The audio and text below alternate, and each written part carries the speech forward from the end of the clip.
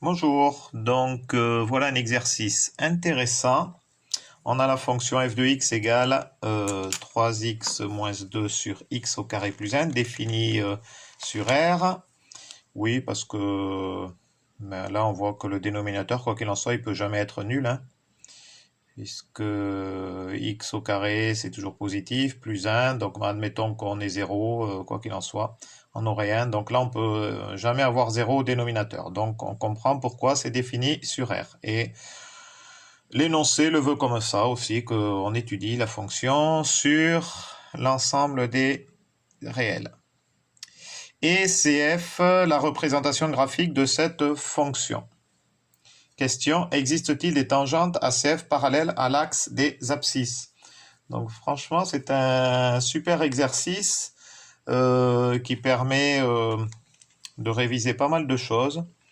Donc les dérivées, bien évidemment, tangentes, les équations de droite, le discriminant aussi, et le tableau de signes. Voilà.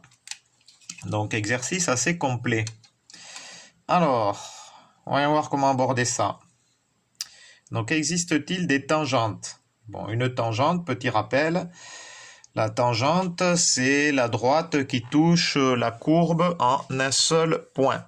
Donc, voilà la tangente. Donc, ça veut dire que là aussi, il faut se rappeler de la formule de l'équation de la tangente à une courbe. Parallèle à l'axe des abscisses.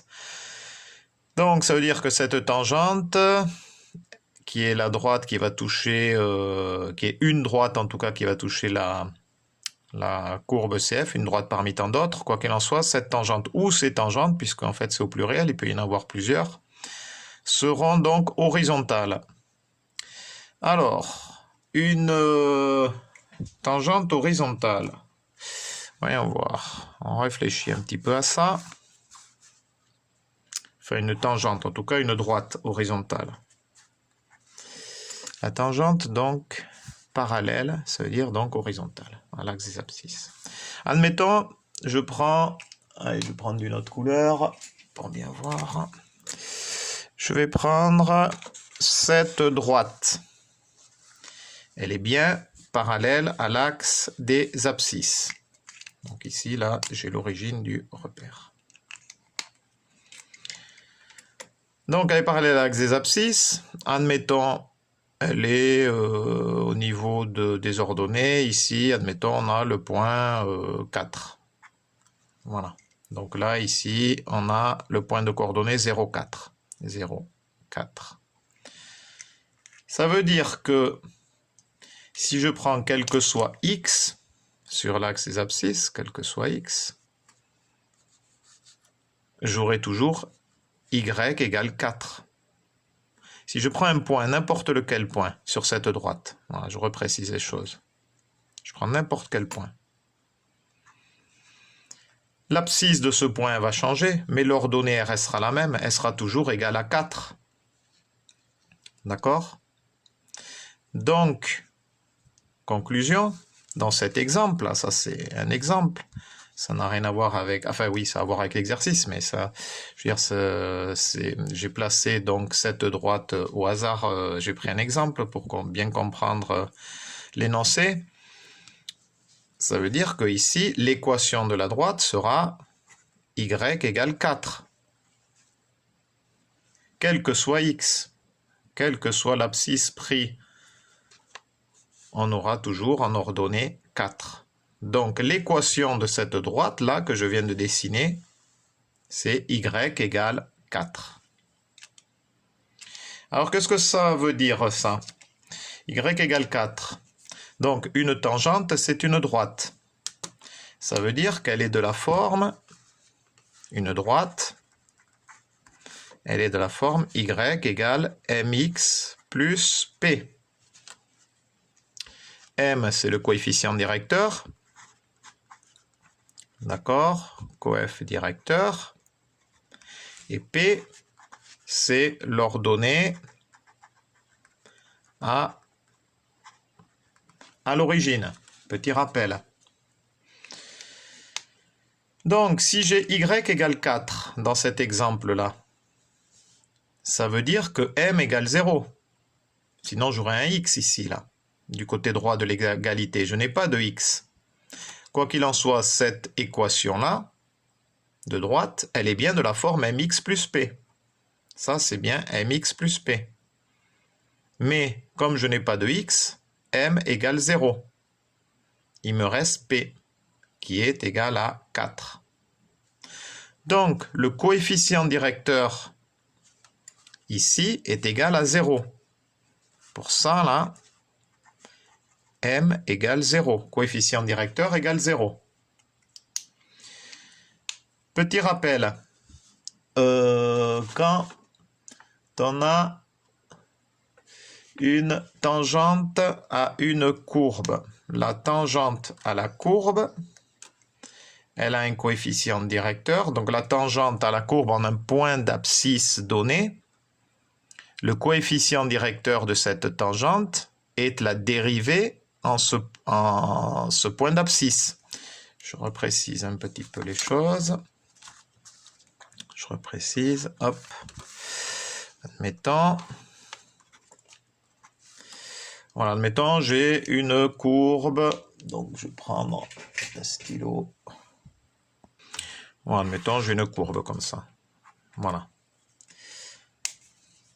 Et là, je vais tracer une tangente à cette courbe. C'est donc une droite qui touche cette courbe en un seul point. Cette tangente a un coefficient directeur. Dans ce cas-là, le coefficient directeur, petit m, est positif puisque la droite, elle est croissante. Si la droite était décroissante, petit m serait négatif, coefficient directeur serait négatif. Ça, pour trouver le coefficient directeur, il y a plusieurs moyens. Il y a avec le taux d'accroissement, ou alors on peut dire j'avance d'une case à partir d'un point de la droite, j'avance d'une case, d'une unité, je veux dire, et je monte ou je descends de combien d'unités. Par exemple, je me situe, admettons, je me situe ici au niveau de l'équation de la droite. Si j'avance d'une unité, admettons que ici j'ai une unité, je monte de combien? Si je monte de 0,5, le coefficient directeur sera 0,5. M sera égal à 0,5. D'accord? 0,5x. Du coup, j'aurai plus P qui sera ici l'ordonnée à l'origine. Alors, vous imaginez que si j'ai une tangente horizontale, admettons là, je vais tracer une tangente horizontale. Voilà. Elle est bien parallèle à l'axe des abscisses. Si j'avance de 1, je monte de rien du tout. J'avance de 1, je reste toujours au même niveau. Donc ça veut dire quoi? Ça veut dire que le coefficient directeur égale 0. Vous voyez, ça correspond à ce qu'on a dit ici. Coefficient directeur égale 0. Je reprécise les choses. Et on sait que l'équation de la droite de la tangente, c'est y égale f' de a facteur de x moins a plus f de a, avec a, a c'est un point, c'est l'abscisse, quoi, hein, en un point en a qui est l'abscisse. En un point A, par exemple, ici, on se situerait au niveau du point 1, ici, si ça touchait ici. Là. Donc le A serait égal à 1. Alors, c'est ça que je disais. Si je développe cette formule, je vais me retrouver avec le x, il va multiplier f' de A. Donc, c'est bien ça. F' de A est bien le coefficient directeur.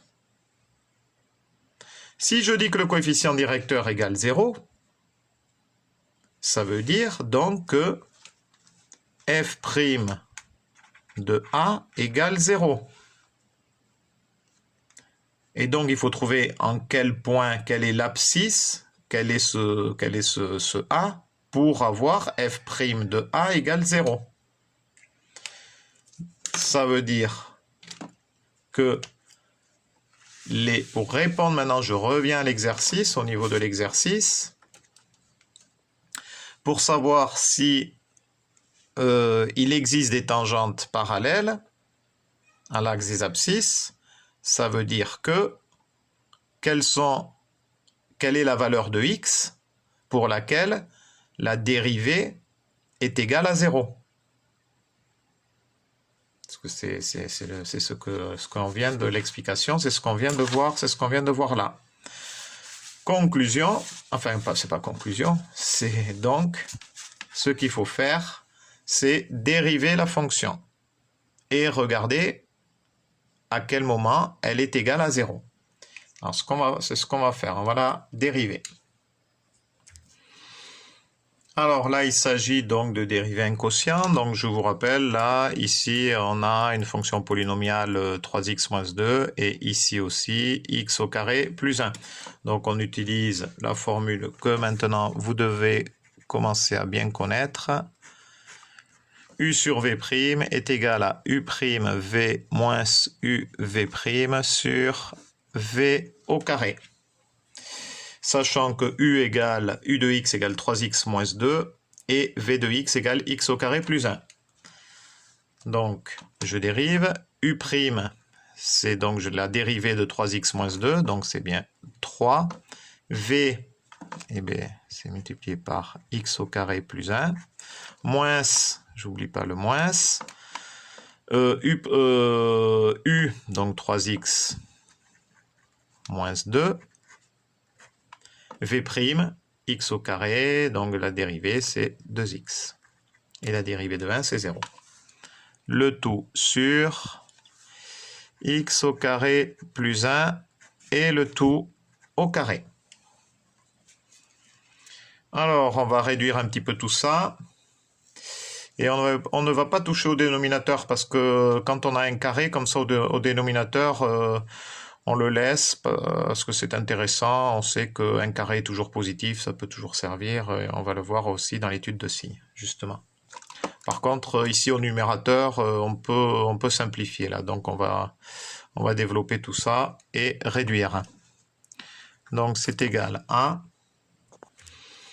Voilà, donc j'ai développé et j'ai réduit. Donc ça c'est bien ma dérivée.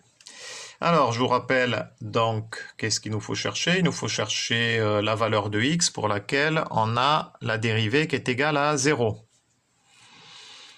Bon, au dénominateur, le dénominateur, de toute façon, il doit être différent de 0. Hein. Il ne peut pas être égal à 0. Donc, en fait, cette dérivée s'annule uniquement quand le numérateur va être égal à 0. Du coup, on va s'occuper du numérateur. Ça veut dire qu'on va chercher x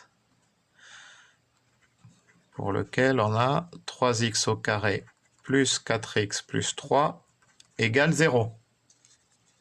Si le numérateur est égal à 0, toute la fonction sera égale à 0. Hein. 0 divisé par quelque chose égale 0. Alors, là, il n'y a pas de racine évidente.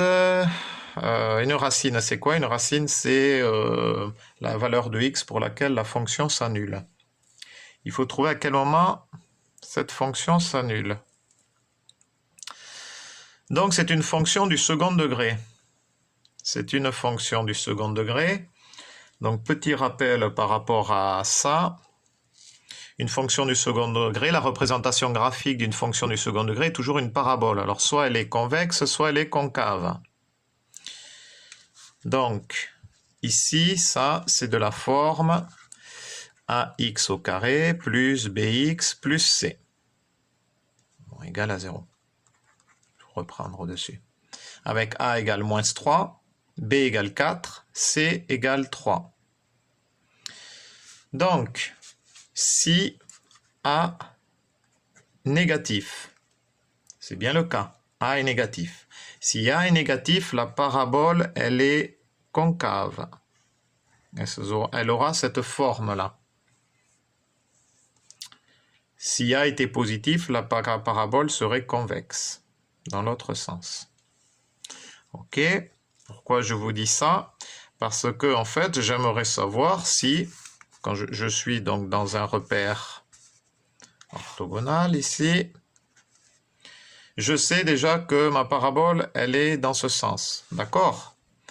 Elle peut très bien être située ici ou ici. À ce moment-là, elle va s'annuler 2 fois. Mais peut-être que aussi elle est située comme ça, c'est-à-dire elle va toucher à peine juste sur un point là, ici, l'axe des abscisses, donc elle s'annulera qu'une fois. Mais peut-être aussi qu'elle sera comme ça, et à ce moment-là, elle va jamais s'annuler. Puisque, voilà, là, les branches, elles vont continuer, là, ici, et l'extrémum, là, ici, eh bien, en fait, il n'atteindra jamais l'axe des abscisses, donc en fait, la fonction ici, elle va jamais s'annuler. Donc, comment savoir? Petit rappel, si j'ai 2 racines, ça veut dire que j'ai un discriminant qui est positif. Si j'ai qu'une seule racine, c'est-à-dire que j'ai un discriminant qui est égal à 0. Et si je n'ai aucune racine, c'est-à-dire que j'ai un discriminant qui est négatif. Donc ça, c'est des choses à savoir, à se rappeler. J'aurais pu dire la même chose pour A, si j'avais le A qui était positif, à ce moment-là, la courbe, comme je dis, elle serait convexe. On aurait le même raisonnement, mais dans l'autre sens. Voilà. Alors pourquoi parler du discriminant et pourquoi parler de tout ça? Puisque je vous rappelle, on veut savoir à quel moment cette fonction est égale à 0. OK? Et donc, on veut trouver les racines. Donc allons-y. Delta, on va commencer à calculer le delta. Rappel, delta c'est b carré moins 4ac. Donc b carré moins 4ac, b carré, donc c'est 4. 4 fois 4, 16. Moins 4, donc multiplié par moins 3. Attention au signe. Donc AC fois 3. Parce que là, on a le A moins 3, c'est 3. Égal. Donc, on a 16 moins 3 fois 3, 9. 16 moins 4 fois moins 9. Ici, donc ça fait... Ah, punaise, on n'y voit rien. J'ai oublié. Hop. Donc là, attention, moins par moins plus. 4 fois 9, 36, plus 36, 6 et 6, 12, 2, 3, 4, 5, 52. Donc là, ça va être un peu embêtant, puisque la racine carrée de 52, eh bien, ça tombe pas sur un nombre juste. Donc, on va devoir se trimballer des racines carrées. Mais 52 aussi, c'est égal à 4 fois 13. Et vous allez voir pourquoi je dis ça. Donc, première racine, donc du coup, oui, delta, il est positif. Donc, delta est positif, on se situe ici. Alors, peut-être qu'elle est de ce côté, on va voir. Hein. Mais en tout cas, quoi qu'il en soit, ce que je veux dire, c'est que on a bel et bien 2 racines, x1 et x2. Alors, on va calculer. Première racine, x1, donc c'est moins b, moins racine carrée de delta sur 2a. Et x2, ça sera moins b plus racine carrée de delta sur 2a. Donc moins b. Moins b, donc c'est moins 4. Ici, là, moins b. Moins racine carrée de delta. Alors voilà, racine carrée de delta, c'est racine carrée de 52. Racine carrée de 52, c'est la même chose que racine carrée de 4 fois 13. Et donc ça, c'est la même chose que racine carrée de 2 au carré fois 13. Ce qui est la même chose que racine carrée de 2 au carré fois racine carrée de 13. Et donc on a 2 au carré, la racine carrée de 2 au carré c'est 2, donc on a bien 2 racines carrées de 13. Voilà. Donc du coup là j'ai moins 2 racines carrées de 13 sur 2a, 2 fois 3, 6, attention au signe, c'est moins 6. Donc là, moins 6, c'est 2 fois 3. Donc du coup, là, je vais simplifier. Ici, je divise tout par 2. donc c'est moins 2, moins racine carrée de 13 sur moins 3. On n'a que des moins, on pourrait tout mettre en plus ici, là. Plus. Ouais, je multiplie tout par moins 1 en haut et en bas. Je ne suis pas trompé là, j'espère que non. Il faut refaire toute la vidéo, ce serait galère. Alors, x2 égale, donc moins b plus racine carrée de delta sur 2a, donc du coup là ça nous donne 2 moins racine carrée de 13 sur 3. On change juste le signe ici, quoi. Voilà. Donc ici, je trouve environ égal à 1,87 arrondi au centième. Et l'autre, 2 moins racine carrée de 13 égale, divisé par 3 égale SD, moins 0,53 arrondi aussi au centième, environ égal à moins 0,53.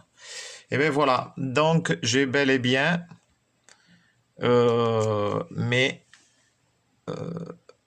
les valeurs de x pour lesquelles on a la dérivée qui s'annule.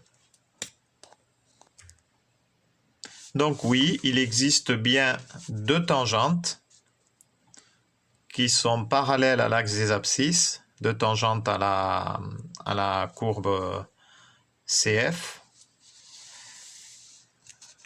donc qui ont pour abscisse 1,87 environ et moins 0,53. Donc f' de x égale 0 pour x, alors environ égal à 1,87 et x environ égal à moins 0,53.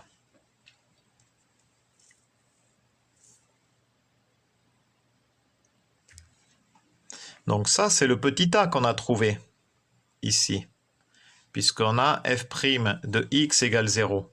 On veut donc c'est f' de 1,87 égale 0. Je réexplique la chose là.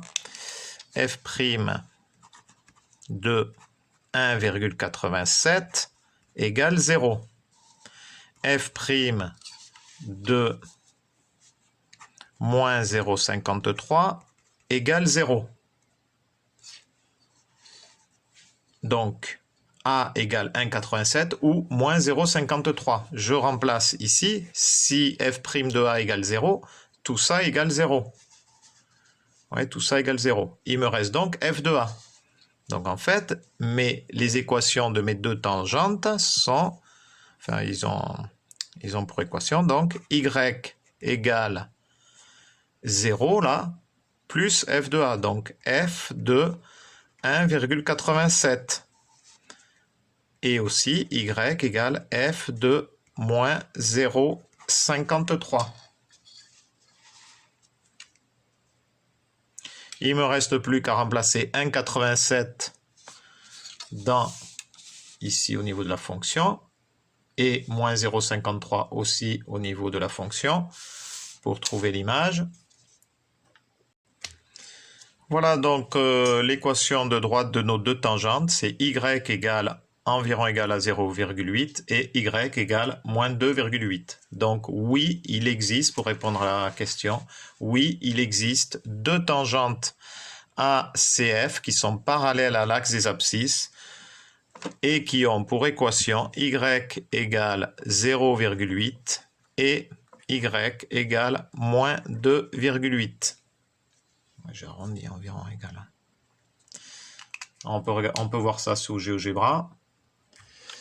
Alors là, en rouge, j'ai bel et bien ma fonction f de x. Donc on voit ici, elle est décroissante. Ici, elle atteint un minimum. Ensuite, elle est croissante. Elle atteint un maximum et elle est à nouveau décroissante. Donc ici, là, en bleu, on a nos tangentes. Vous voyez, Je balaye toute la fonction avec les tangentes. Voilà. Donc, on va mettre une tangente qui est parallèle à l'axe des abscisses. Alors là, je n'ai pas réussi avec l'incrément. Je ne sais pas pourquoi, parce que je fais propriété. J'essaie d'incrémenter un maximum, là, le curseur. Et ça ne se met pas comme je veux. Mais bon, on va estimer qu'elle est parallèle, la tangente à l'axe des abscisses. Donc, elle est parallèle pour A égale 1,85. Nous, on avait trouvé 1,87. Si j'arrivais à mettre exactement 1,87, on serait pile parallèle à l'axe des abscisses. Et on a donc l'équation qui est y égale... Donc, à ce niveau-là... Oui, là, évidemment, au niveau de GeoGebra, ils me l'ont défini comme je l'ai défini moi, avec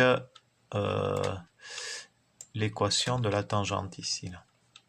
Bon, concrètement, tout ça, là, on doit trouver y égale 0,8. Tout ça, ça fait 0,8. Voilà, pour info.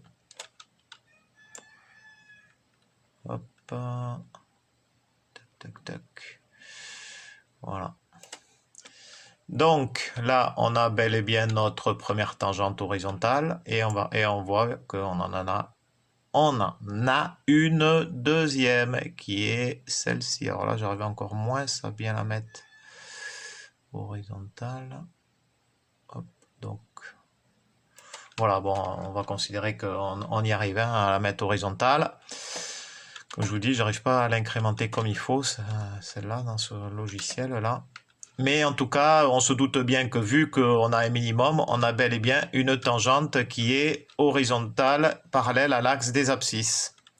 Donc là, évidemment, on a un A de moins 0,55, mais le A, logiquement, il est moins 0,53. Parce que même si je mettais moins 0,53, je crois qu'il s'y met, j'ai essayé tout à l'heure, et il ne s'y met pas. Moins 0,53, il arrondit. Alors que j'avais incrémenté à 0,01, je sais pas pourquoi. Ah oui, mais là ici, mais ouais, voilà. Bon, ici, mais là. Ok, donc on a bel et bien notre tangente horizontale.